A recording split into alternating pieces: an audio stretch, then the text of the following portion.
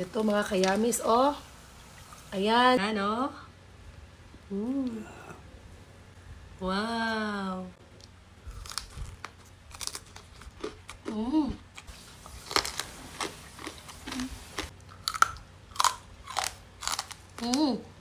Ang lutong abot hanggang kapitbahay. Pork belly in, bawang, sibuyas, tanglad, madaming asin, paminta, at dahon ng laurel. Punitin. At maglalagay tayo ng tubig from Canada. Layo. Takpan at pakuluan natin. Oops, may nakalimutan tayo. Para mas malasa to, maglalagay tayo ng seasonings. Yan, kumukulo na. Okay, so i-check lang natin.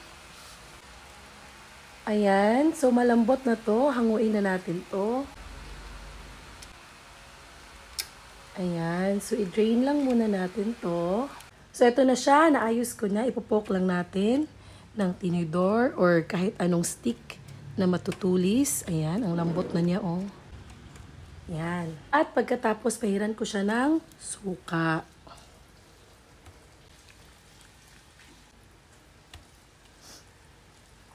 Ayan, okay na yan. So, patuyuin lang muna natin to ng mga 1 hanggang 2 oras. Okay, so makalipas ang ilang oras, ngayon po ay tutuhugin natin. Parang isaw. So, ganito po at prituhin na natin to. So, ayan, ito po lahat ang nagawa natin. Ayan, so mainit na itong ating mantika. Ilulunod na natin to.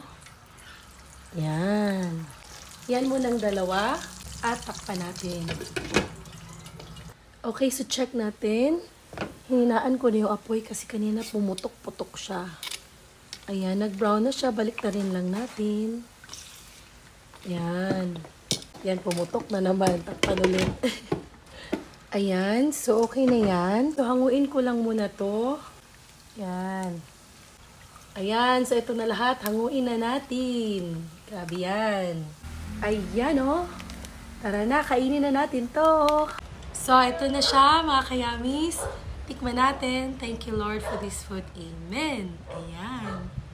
Meron tayo dito ang sausawan, umaapaw. Ayan, oh.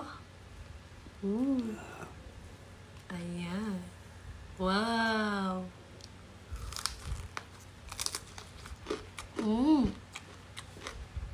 Wow.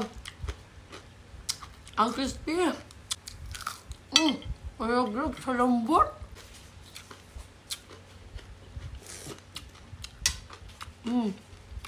Ang sarap. Ito, tanggalin natin mga kayamis. Yan. Uy. Ang lambot. Ang lambot at ang lutong. Yan, o. Yan.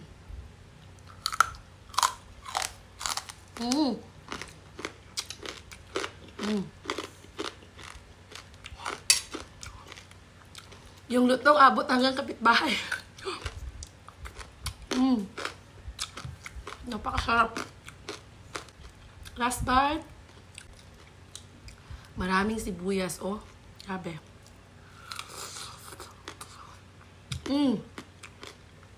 Wow.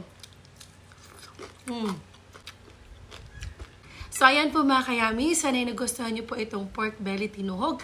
At sana'y matry nyo din po sa inyong mga tahanan. Napakasimple lang po gawin.